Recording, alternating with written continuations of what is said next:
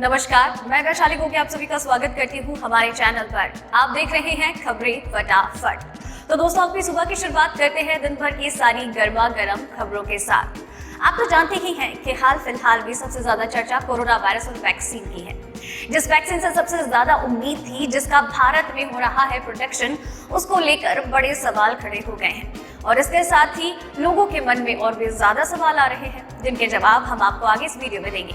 लेकिन इसी के साथ वैक्सीन के लोगों तक पहुंचने को लेकर सरकारों का इसे लेकर रुख भी हर कोई जानना चाहता है और इसके साथ ही साथ देश में और भी कई नए परिवर्तन हो रहे हैं, नियमों में बदलाव हो रहे हैं और किसानों के आंदोलन चल रहे हैं। इसे लेकर भी कई सारी अपडेट्स हैं, जिनके बारे में हम आपको पूरी जानकारी इस वीडियो में देंगे और इसके लिए आपको वीडियो एंड तक देखना होगा।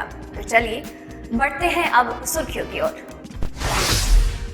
प्रधानमंत्री नरेंद्र मोदी की अध्यक्षता वाली कैबिनेट ने लिए 3 बड़े फैसले। आम आदमी पर होगा सीधा असर। देश में फिर पैर पसार रहा कोरोना। कमर्शियल अंतर्राष्ट्रीय उड़ानों पर रोक 31 दिसंबर तक बढ़ी। कोविड-19 वैक्सीन। एस्ट्राजेनेका ने स्वीकारी मैन्युफैक्चरिंग की गलती, टेस्टिंग के नतीजे बदले। कोरोना टीके पर तीसरे चरण का परीक्षण शुरू। 4000 लोगों को दी जाएगी डोज। नौकरी करने वालों के लिए बड़ी खबर, 12 घंटे की हो सकती है आपकी शिफ्ट, बदलेगा छुट्टी का नियम। जानिए सब कुछ। राशन दुकानों में अगले माह से लाभार्थियों को मिलेगा 5 किलोग्राम फ्री चना। 1 दिसंबर से आपके खाते में पैसा ट्रांसफर करेगी सरकार। इस तरह चेक करें लिस्ट में अपना नाम। जी हाँ दोस्तों, ऐसी और भी कई खबरें और अपडेट्स निकल कर सामने आ रही हैं, जिनके बारे में सबसे सही और सटीक जानकारी हम आप तक सबसे पहले पहुंचाते हैं। और अब आप ये वीडियो एंड तक देखिए ताकि आपको सारी खबरों के बारे में सही जानकारी मिले। इसी के साथ ही आपसे ये भी बात कहनी है कि अगर आप चाहते हैं कि खबरों का ये सिलसिला लगातार यूं ही जारी रहे, तो अभी चैनल को सब्सक्राइब कर लीजिए, बेल आइकन को दबा लीजिए ताकि आप तक नोटिफिकेशन पहुंचता रहे। इसी के साथ ही इस वीडियो को बनाने में मुझे बड़ी मेहनत लगती है और आप उस मेहनत की कदर करते हैं और पूरे प्यार और सब्र के साथ इस वीडियो को एंड तक देखते हैं। हम उस बात का तहे दिल से शुक्रिया अदा करते हैं। आप अपना ये प्यार और सपोर्ट हमारे साथ यूं ही बरकरार रखिएगा। और आप जब वीडियो को एंड तक देखकर इसे लाइक करते हैं, शेयर करते हैं और अपने विचार हमसे साझा करते हैं, ये भी एक मोटिवेशन का तरीका है। आप हमें मोटिवेट करते रहिए और हम आपके लिए यूं ही बेहतरीन काम करते रहेंगे।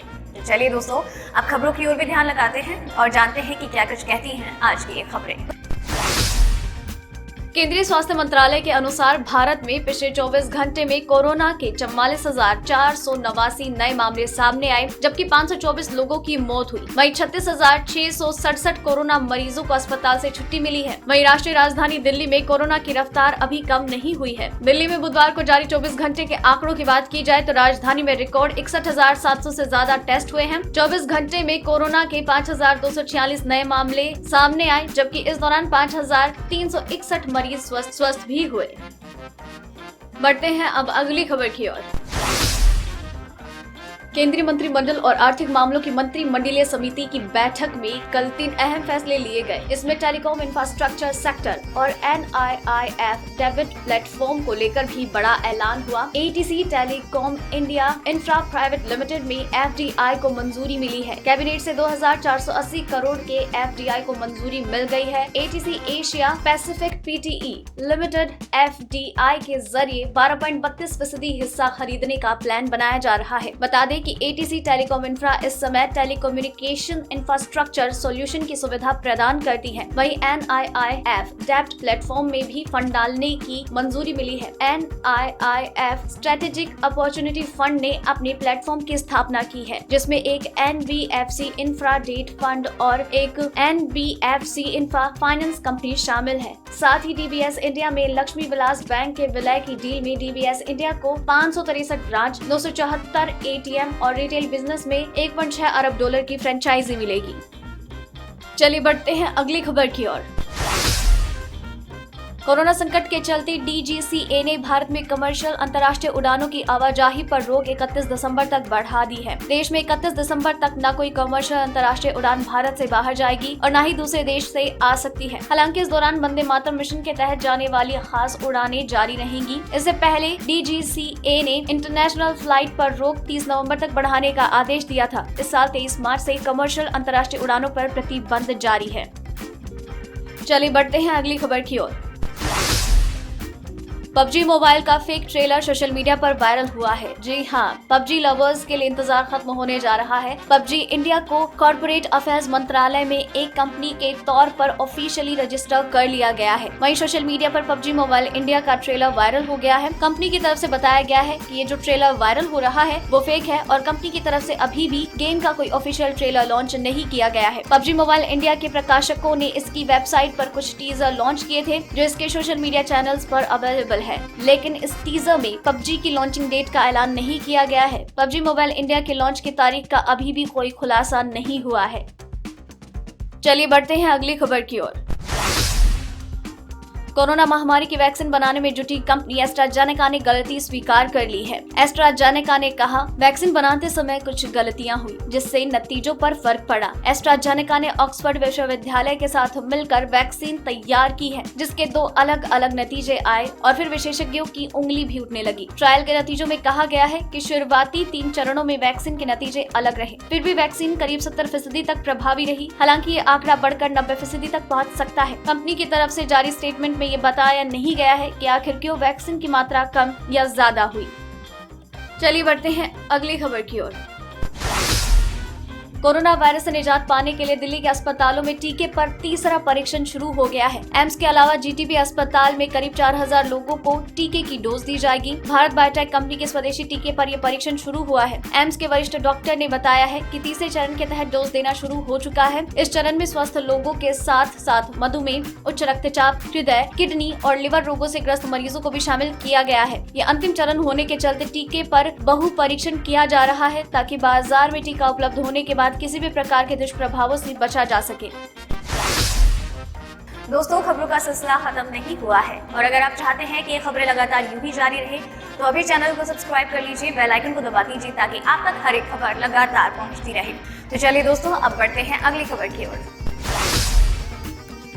आम आदमी को मिली राहत, गिरने लगे सब्जियों के दाम। आधे से भी कम रेट पर आई हरी मटर। जी हाँ, दिवाली से पहले सब्जियों के दाम इतने ऊपर चले गए थे कि उनका असर खुदरा मुद्रास्फीति पर भी दिखाई देने लगा। लेकिन अब राहत की बात यह है कि दिवाली बीतने के बाद सब्जियों के भाव नीचे आना शुरू हो गए हैं। मटर आधे से भी कम रेट में बिक रहे हैं। सर्दियों में सबसे ज्यादा इस्तेमाल होने वाली अदरक भी सस्ती है। प्याज के रेट भी काफी हद तक काबू में आ गए हैं। त्योहार बीतने के बाद ही हरी मटर थोक में 60 रुपए किलो पर आ गई। वहीं मटर त्योहार के दौरान 160 रुपए प्रति किलोग्राम बिक रही थी। आने वाले एक हफ्ते के बाद प्याज के दाम और गिर सकते हैं, लेकिन इतना जरूर है कि नया आलू आने के बाद अब लोगों को विकल्प मिल गया है, लेकिन अभी नया आलू भी इतना सस्ता नहीं है। चलिए बढ़ते हैं अगली खबर की ओर।